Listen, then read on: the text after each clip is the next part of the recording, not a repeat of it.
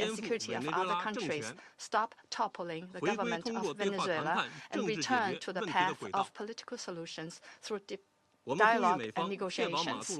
We call on the U.S. to ensure the personal safety of President Maduro and his wife and to release them at once. We support the Council in fulfilling its primary responsibility to maintain international peace and security, and we support all efforts by the UN Secretary General, regional countries, and organizations that contribute to promoting dialogue and de-escalating the situation. President, the lessons of history are a stark warning. Military means are not the solution to problems, and the indiscriminate use of force will only lead to greater crisis. The U.S. bypassed the Council to launch military operations against Iraq, blatantly attacked Iran's nuclear facilities, and imposed economic sanctions, military strikes, and even armed occupations on multiple countries in Latin America and the Caribbean. These actions have caused persistent conflict, instability, and immense suffering for the ordinary people. Did these actions bring peace and stability? Did they bring development and prosperity? The international community sees this clearly. Venezuela is an independent sovereign state with every right to defend its sovereignty and national dignity. Countries in Latin America and the Caribbean are important forces in maintaining world peace and stability and promoting global development and prosperity, and they have every right to independently choose their development paths and partners. No country can act as the world's police, nor can any state presume to be the international judge. China firmly supports the government and people of Venezuela in safeguarding their sovereignty, security, and legitimate rights and interests. We firmly support the regional countries in upholding the status of Latin America and the Caribbean as a zone of peace. We demand that the United States change its course, cease its bullying and coercive practices, and develop relations and cooperation with regional countries on the basis of mutual respect, equality, and non-interference in international affairs. China stands ready to work with the regional countries and the international community to strengthen solidarity and cooperation, uphold fairness and justice, and jointly safeguard peace and stability in Latin America and the Caribbean. I thank you, President. I thank the representative of China for the statement and now give the floor to the representative of Liberia. Thank you, Mr. President. I have the honor to deliver this statement on behalf of the A3 members, namely the Democratic Republic of Congo, Somalia, and my own country, Liberia. We thank the Presidency for promptly convening this important meeting. We congratulate Somalia on assuming the presidency of the Security Council this month and warmly welcome all new members. The A3 appreciates USG DiCarlo's comprehensive briefing and listened carefully to the remarks offered by civil society representatives. We also welcome the representative of Venezuela and the representatives of the region to this meeting.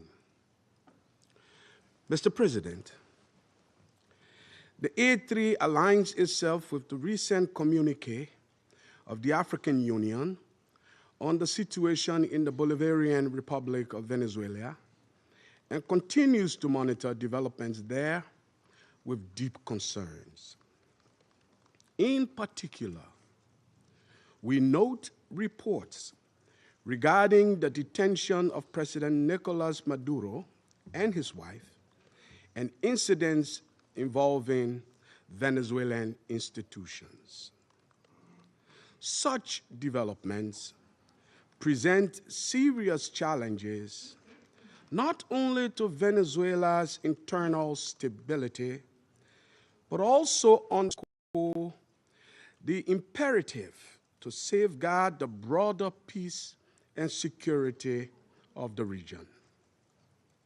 The A3 remains steadfast in its commitment to to the fundamental principles of international law, including the full respect for the sovereignty and territorial integrity of states as enshrined in the Charter of the United Nations in the interest of regional stability and international peace. We believe these are essential foundations for international cooperation and peaceful coexistence.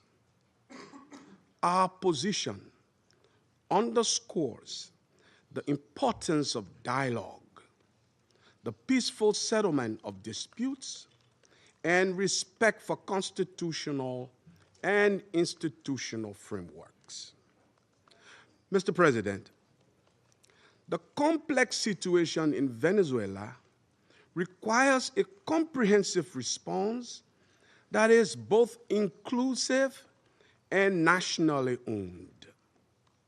We continue to hold that a sustainable and peaceful resolution can only be found through constructive dialogue among Venezuelans themselves, with genuine respect for the aspiration and rights of the Venezuelan people, and with the constructive support of the international community. The A3 expresses its solidarity with the people of Venezuela and reiterates the African Union's commitment to peace, stability, and mutual respect among nations and regions. It's important for all parties, both within Venezuela and in the broader international community, to exercise restraint and responsibility, upholding international law and avoiding any action that could escalate tension or threaten regional stability. The A3 stands ready to support all efforts within this Council and in cooperation with regional partners to facilitate a peaceful, inclusive, and lasting resolution to the situation in Venezuela. I thank you. I thank the representative of Liberia for this statement, and now give the floor to the representative of the United States. Mr. President, thank you for chairing. And I particularly want to thank you, Mr. Freitas, for your briefing. And I'll point out that Mr. Freitas is in exile, having fled the regime. Thank you for your courage, and thank you for shedding a light on the true atrocities of the illegitimate Maduro regime. This past weekend, colleagues, the United States successfully carried out a surgical law enforcement operation facilitated by the U.S. military against two indicted fugitives of American justice, narco-terrorist Nicolas Maduro and Celia Flores. Colleagues, Nicolas Maduro is responsible for attacks on the people of the United States, for destabilizing the Western Hemisphere, and illegitimately repressing the people of Venezuela. As Secretary Rubio has said, there is no war against Venezuela or its people. We are not occupying a country. This was a law enforcement operation in furtherance of lawful indictments that have existed for decades. The United States arrested a narco-trafficker who is now going to stand trial in the United States in accordance with the rule of law for the crimes he's committed against our people for 15 years. A similar action was taken in 1989 against Manuel Noriega. He was arrested, indicted, convicted in a court of law, served in prison in the United States and in Panama, and the Panamanian people, the American people, are safer for it, and undeniably, the region was more stable. This law enforcement action was directed consistent with the President of the United States' responsibility as Commander-in-Chief to protect Americans at home and abroad against a fugitive who is directly responsible for narcoterrorism that has killed hundreds of thousands of Americans and created destabilizing violence throughout our hemisphere. Nicolas Maduro and his co-defendant, Celia Flores, have been transferred here to the United States to stand trial for their crimes. Maduro was indicted by a grand jury in the Southern District of New York and faces very serious criminal charges for his involvement in a wide-ranging conspiracy to conduct narcoterrorism, to traffic cocaine and other drugs, and conducting international weapons trafficking. The overwhelming evidence of his crimes will be presented openly in U.S. court proceedings. Colleagues, Maduro is not just an indicted drug trafficker. He was an illegitimate so-called president. He was not a head of state. For years, Maduro and his cronies have manipulated Venezuela's electoral system to maintain their illegitimate grip on power. In fact, just 2 years ago in 2024, a UN panel of experts report found that the election in that year was absolutely and completely a farce and fell well short of the most basic transparency and integrity measures essential to upholding credible elections. If the UN and the United Nations in this body confers legitimacy on an illegitimate narco-terrorist and the same treatment in this charter of a democratically elected president or head of state, what kind of organization is this? We should note that over 50 countries, many nations, including the European Union, including a number of Latin American countries in the region, and of course the United States, again, over 50 countries rejected the legitimacy of Maduro's re-election following the disputed 2024 elections and do not recognize him as Venezuela's legitimately elected president. Maduro unlawfully refused to peacefully cede power after the Venezuelan people voted him out of office in the 2024 election. So therefore, Maduro was a fugitive from justice. He is the head of a vicious foreign terrorist organization, Cartel de los Soles. This regime-sponsored enterprise coordinates with and relies on other vicious criminal organizations, namely Tren de Aragua, again, among others, to carry out its objective of using illegal narcotics as a weapon against the United States. And for its part, Tren de Aragua is a designated foreign terrorist organization with thousands of members, many of whom have unlawfully infiltrated the United States and are conducting irregular warfare and undertaking hostile actions against the American people and against the United States. It's terrorizing criminals commit brutal crimes, including murders, kidnappings, extortions, and human, drug, and weapons trafficking. This administration, President Trump, will not stand for it. In fact, in March of 2025, President Trump declared that Tren de Aragua is quote, Tren de Aragua is undertaking hostile actions and conducting irregular warfare against the territory of the United States, both directly and at the direction, clandestine or otherwise, of the Maduro regime in Venezuela. Maduro and his cronies have partnered with some of the most violent and prolific drug traffickers and narco-terrorists in the world for decades, facilitating the flood of illegal drugs coming in the United States, estimated to be several hundred tons annually.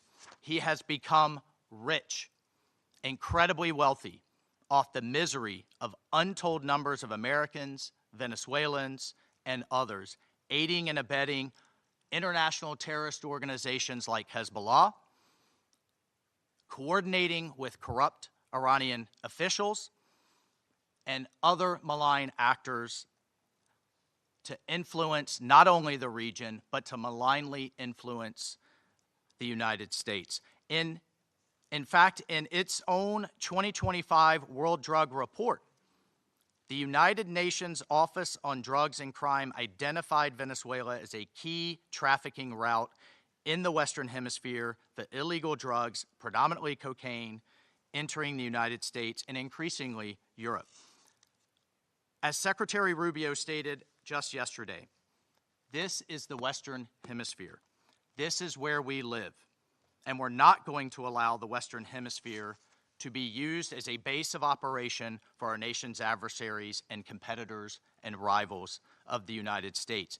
You can't turn Venezuela into the operating hub for Iran, for Hezbollah, for gangs, for Cuban intelligence agents, and other malign actors that control that country. You cannot continue to have the largest energy reserves in the world under the control of adversaries of the United States, under the control of illegitimate leaders, and not benefiting the people of Venezuela, and stolen by a handful of oligarchs inside of Venezuela.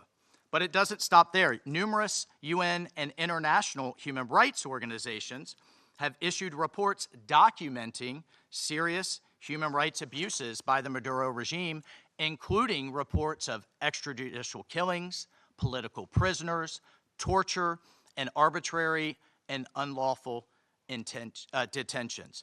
In fact, over 8 million Venezuelans have fled the country, destabilizing their neighbors in the region and creating the world's largest refugee crisis. Members of this council, colleagues, the United States wants a better future for Venezuela. We believe a better future for the people of Venezuela and for the people of the region and the world is stabilizing the region and making the neighborhood that we live in a much better and safer place. And this is why millions of Venezuelans that have fled this brutal regime are celebrating and cheering around the world as this body pontificates, including those celebrating are including in my home state of Florida, where hundreds of thousands of Venezuelans have fled this regime's brutality. I want to reiterate, President Trump gave diplomacy a chance. He offered Maduro multiple off-ramps. He tried to de-escalate. Maduro refused to take them. President Trump made it clear that the narco-terrorism must stop, and yet it continued. The United States will not waver in our actions to protect Americans from the scourge of narco-terrorism and seeks peace, liberty, and justice for the great people of Venezuela. I thank you, Mr. President. I thank the representative of the United States and now give the floor to the representative of Panama. Gracias, señor presidente. Thank you, Mr. President. Extendemos la más cordial bienvenida I'd like to extend a warm welcome to the representatives of Bahrain, Colombia, Liberia, Latvia, and the Democratic Republic of Congo, and who have joined the Security Council as elected members and who are joining us today in the chamber. And we congratulate Somalia on assuming the presidency of the Security Council this month. I'd like to thank the Secretary General for Political Affairs, Rosemary DiCarlo, for her detailed report representing Secretary General Antonio Guterres.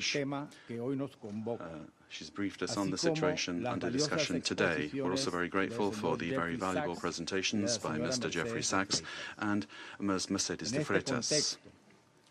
In this context, the Republic of Panama would like to refer to the situation that has taken place in the territory of the Bolivarian Republic of Venezuela, which is of concern due to its possible impact on peace and regional stability. However, in the light of the unfortunate reality of the facts that we've seen, we now need to turn our attention constructively towards the future of Venezuela. However, it's important to point out that in terms of a constant principle of our foreign policy, Panama would like to reiterate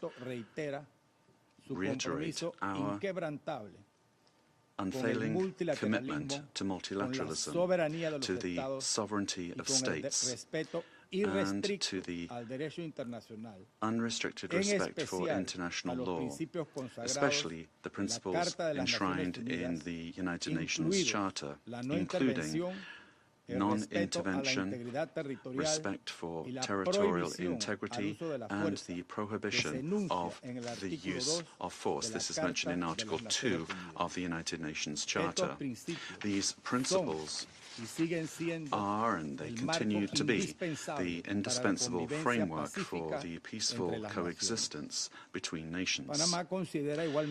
Panama also believes it's necessary to highlight that the situation Venezuela is facing is unfolding in an environment marked by the disregard for the will of its people, as well as by a sustained erosion of democratic institutions.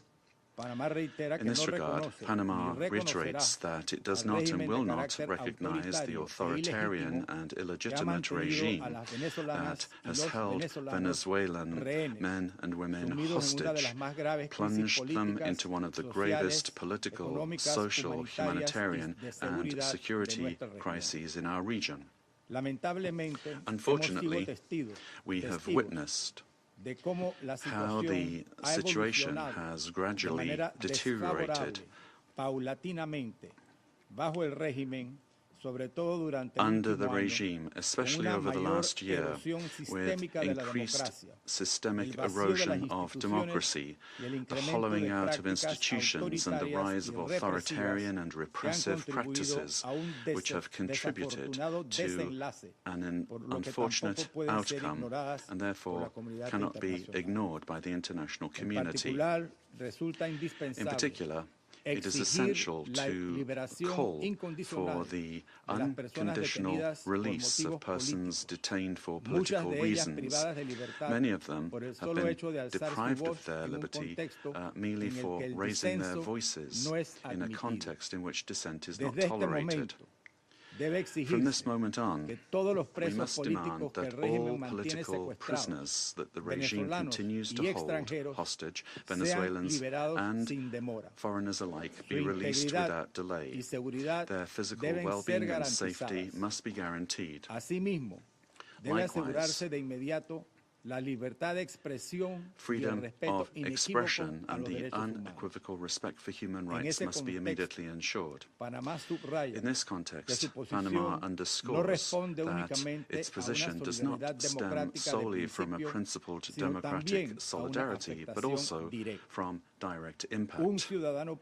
A Panamanian citizen, Mr. Olmedo Núñez, remains arbitrarily detained in Venezuela without formal charges, without due process, without full access to a defense, and without effective consular guarantees. Added to this is the human impact of a multidimensional crisis that has forced around 9 million Venezuelans, men and women, to leave their homes, compelled to live in displacement and vulnerability as a consequence of the institutional and social collapse generated by the regime. A crisis that has had significant regional repercussions, reflected both in the irregular migration flows from south to north of a significant number of Venezuelan nationals, as well as reverse migration movements, including also a lot of Venezuelans, the effects of which are felt particularly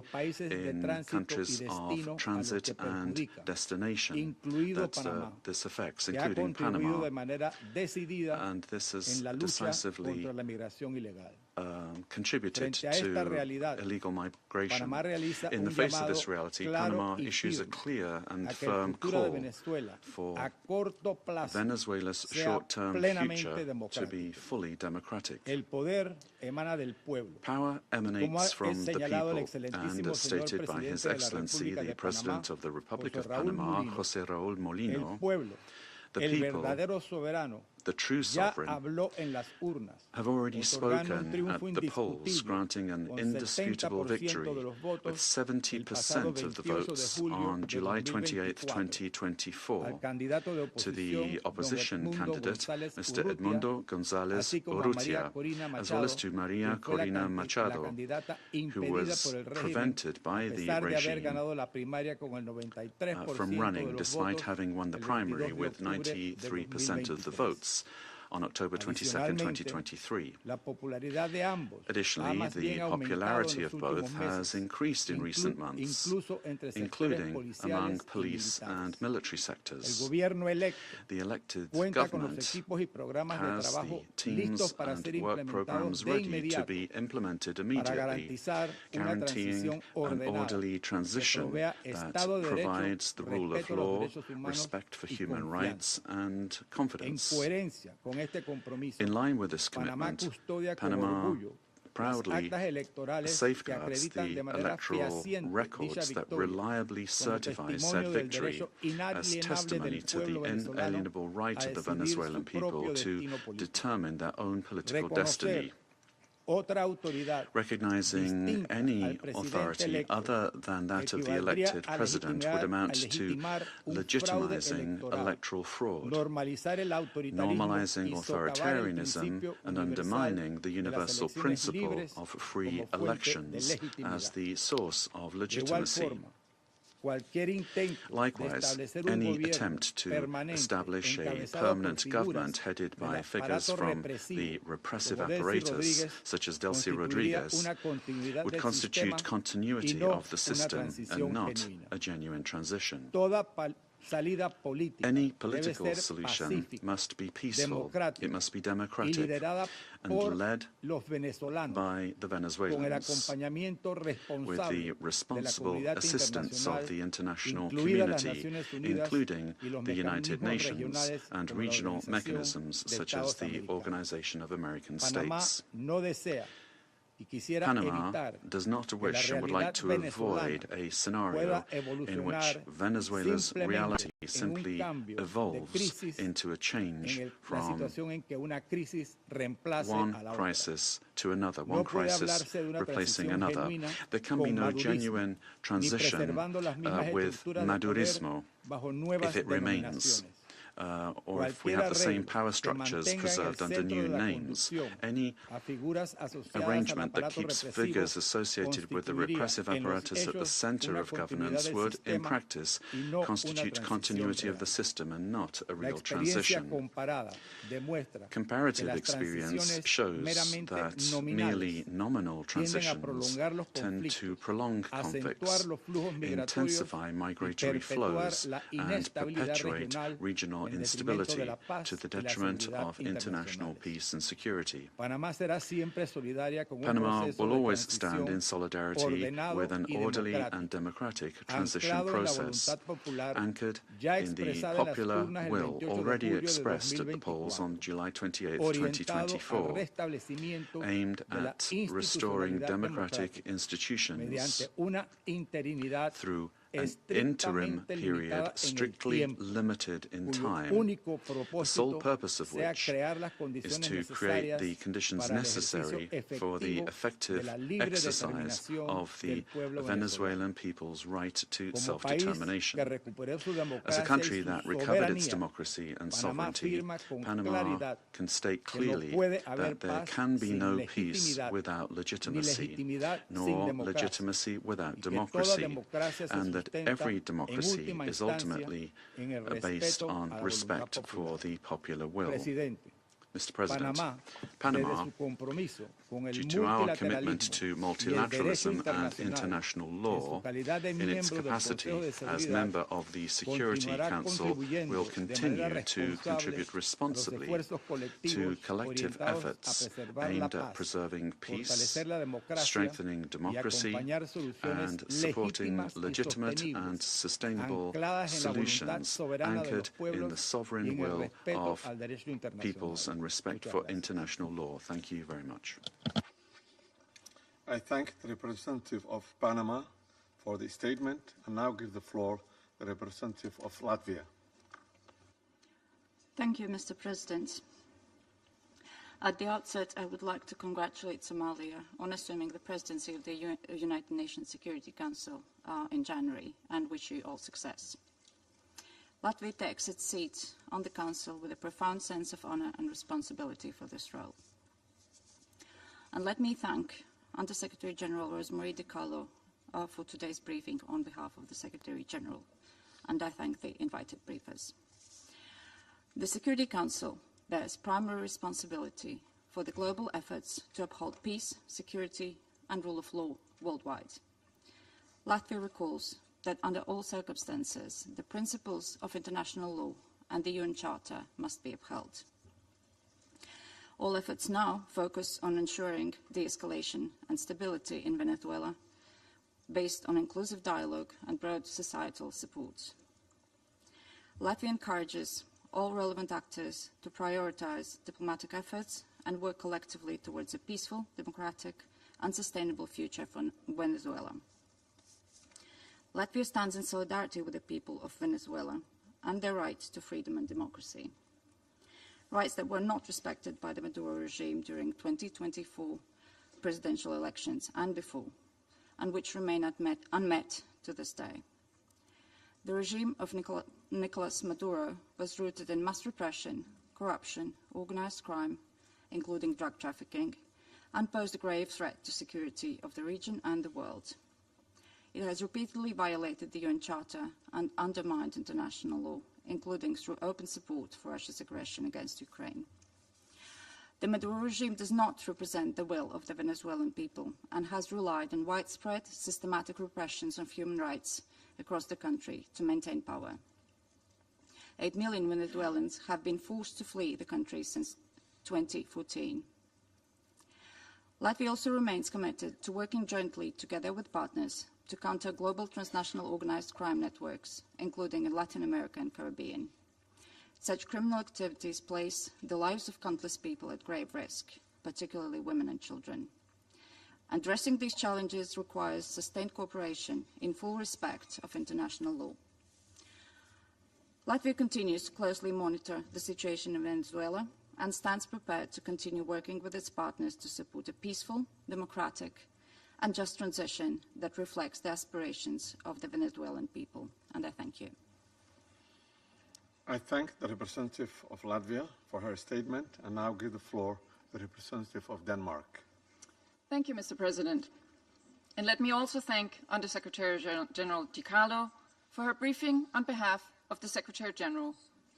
We also listened carefully to the briefing by Ms. de Freitas and Mr. Sachs. Mr. President, Denmark joins the Secretary General in expressing deep concern over the evolving situation in Venezuela. Since this Council met to discuss the situation 2 weeks ago, we have seen a drastic escalation, culminating in a large-scale military operation on January 3rd. At our last meeting, Denmark urged all actors to strictly adhere to international law and to de-escalate tensions and exercise the necessary restraint. Today, we echo the Secretary General in his concern regarding the worrying implications of this military action.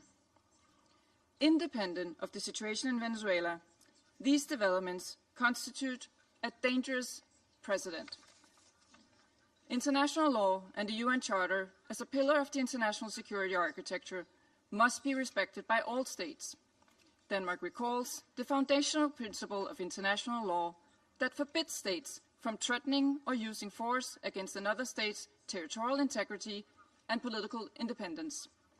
This imperative is enshrined in Article 2, Paragraph 4 of the UN Charter.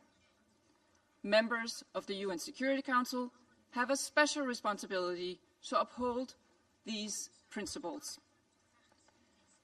The principles of sovereignty, political independence, and territorial integrity must be respected. The inviolability of borders is not up for negotiation. These are universal, sacrosanct principles enshrined in international law. They apply everywhere.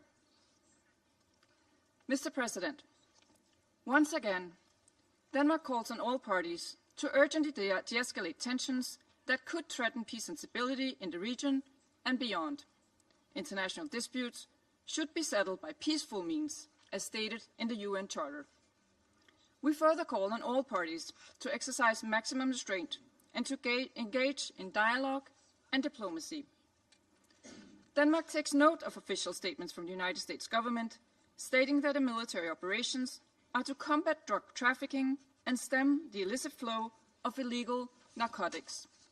Denmark shares the priority of combating organized crime and drug trafficking, while reiterating that counter-narcotic efforts, as all other efforts, must be conducted in strict accordance with international law, including the fundamental rules and principles of the UN Charter. Mr. President, against this backdrop, Denmark wishes to recall our solidarity with the people of Venezuela. Denmark does not recognize Nicolas Maduro as the legitimate president of Venezuela following the lack of transparency and integrity in the 2024 presidential elections, which failed to meet basic democratic standards.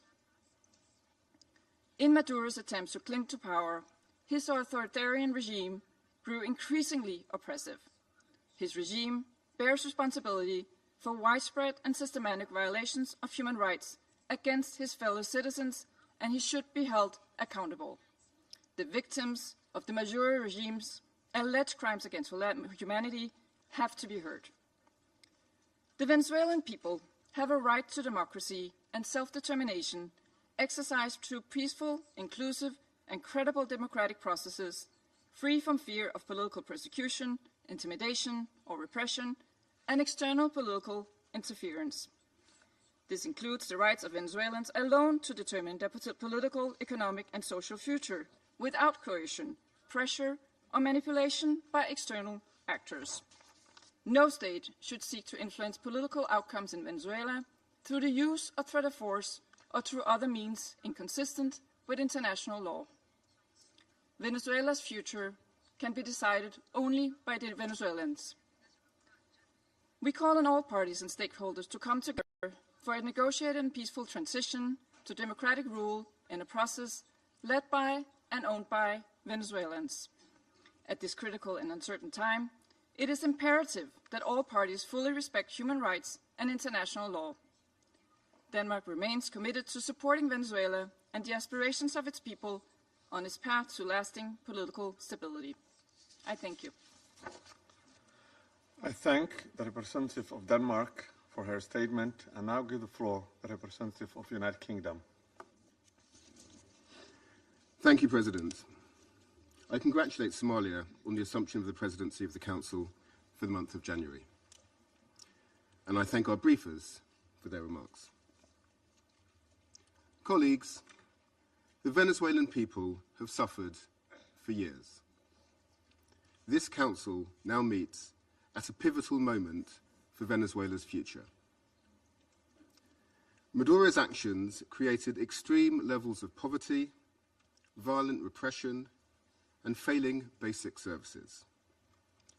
his regime's rule precipitated a displacement crisis affecting the whole region.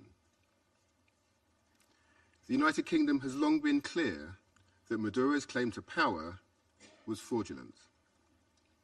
To date, Venezuela's National Electoral Council has failed to publish the full results of the July 2024 presidential elections, and independent domestic and international reports also observed significant irregularities and a lack of transparency. President, the United Kingdom wants to see a safe and peaceful transition to a legitimate government that reflects the will of the Venezuelan people. They deserve a government which reflects their vote at the ballot box and delivers a more stable, prosperous future for all Venezuelans. Finally, President, the United Kingdom reaffirms its commitment to international law and the principles enshrined in the Charter of the United Nations. These foundations are essential for maintaining global peace, security, and the rule of law. I thank you. I thank the representative of the United Kingdom for his statement and now give the floor to the representative of France. Merci, Monsieur le Président. Thank you, Mr. President. Je voudrais d'abord vous féliciter pour votre présidence du Conseil de sécurité au mois de janvier. Je voudrais également remercier Madame Rosemary DiCarlo de nous avoir transmis les éléments du secrétaire général des Nations Unies au sujet du dernier développement intervenu au Venezuela. Monsieur le Président, la France est restée solidaire du peuple vénézuélien dans la crise qu'il traverse depuis de trop nombreuses années, et en particulier depuis l'été 2024. Le 28 juillet 2024, le peuple vénézuélien a exercé son droit de vote de façon pacifique pour déterminer l'avenir de son pays. Son droit à choisir ses dirigeants lui a néanmoins été confisqué par Nicolas Maduro. Faut-il le rappeler? Le processus électoral avait été marqué par de nombreuses irrégularités et le décompte final des voix par une absence flagrante de transparence. Face à l'aspiration démocratique du peuple vénézuélien, Nicolas Maduro a systématiquement répondu par la répression des voix dissidentes, des membres de l'opposition et de la société civile, ainsi que par de multiples détentions arbitraires. La France s'est toujours exprimée avec clarté expressed itself with clarity about the fact that these practices are unacceptable and that respect for human rights must be upheld. Monsieur le Président, Mr. President, the military operation which has led to the capture of Nicolas Maduro runs counter to the principle of peaceful dispute resolution and runs counter to the principle of non-use of force. The proliferation of violations of the Charter of the United Nations and the violations of international law by states vested with responsibility as permanent members of the Security Council chips away at the very foundation of the international order, contravening the principles of the Charter, including the principle of respect for independence and the territorial integrity of states, undermines the foundation of the United Nations and weakens international peace and security. France remains faithful and committed to respect for the Charter of the United Nations and of the principle of peaceful dispute resolution. We have an obligation to uphold these principles at all times and in all places. Respect for these principles is indispensable. Mr.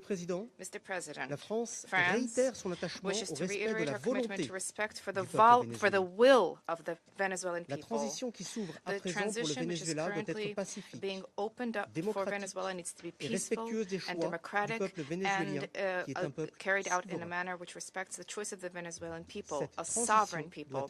This transition must be led by and for La France se tient prête avec les États de la région et ses partenaires de l'Union européenne à soutenir le dialogue en vue de la restauration de la libre expression démocratique au Venezuela et à appuyer la stabilité régionale. We stand ready to support regional stability.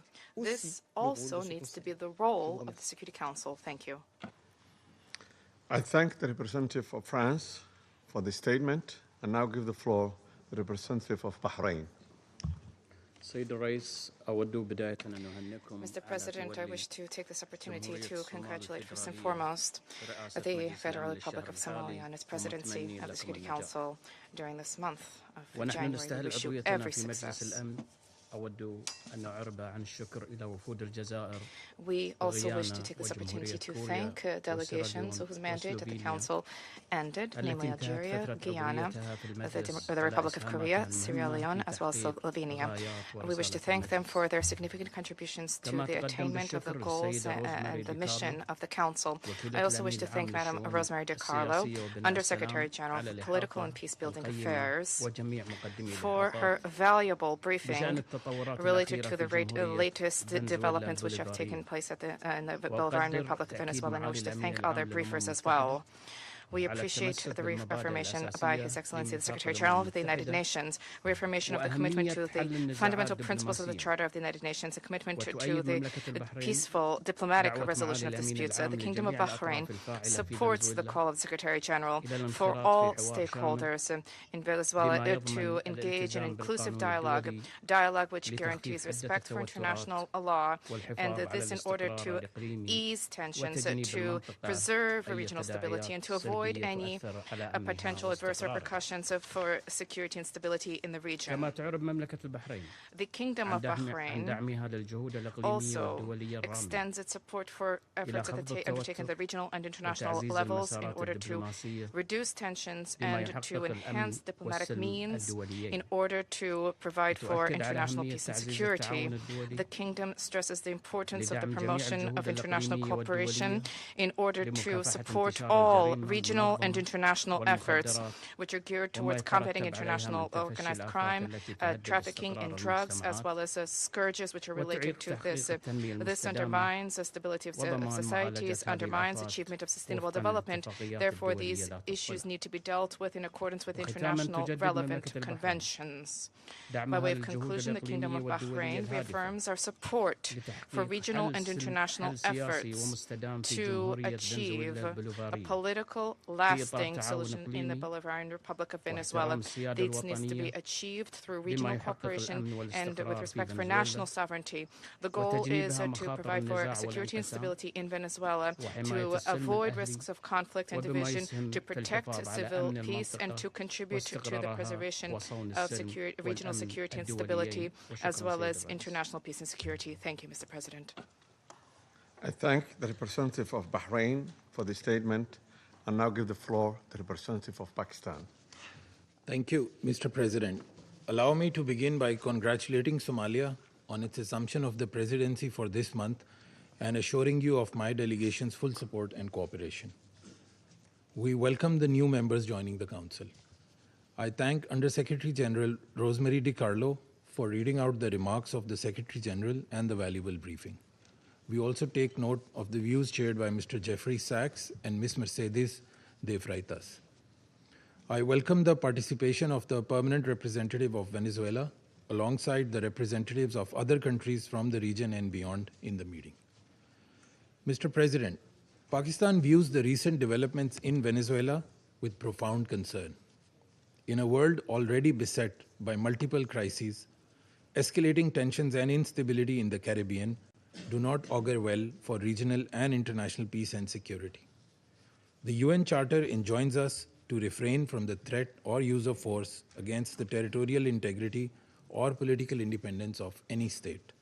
The UN Charter also binds member states to sovereign equality, non-interference in the internal affairs of others, and settlement of international disputes by peaceful means. Unilateral military action contravenes these sacrosanct principles and the doctrine of sovereign immunity.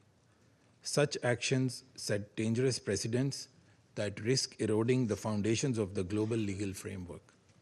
They also fuel instability, which, as history has shown time and again, can lead to unpredictable and uncontrollable outcomes for years to come.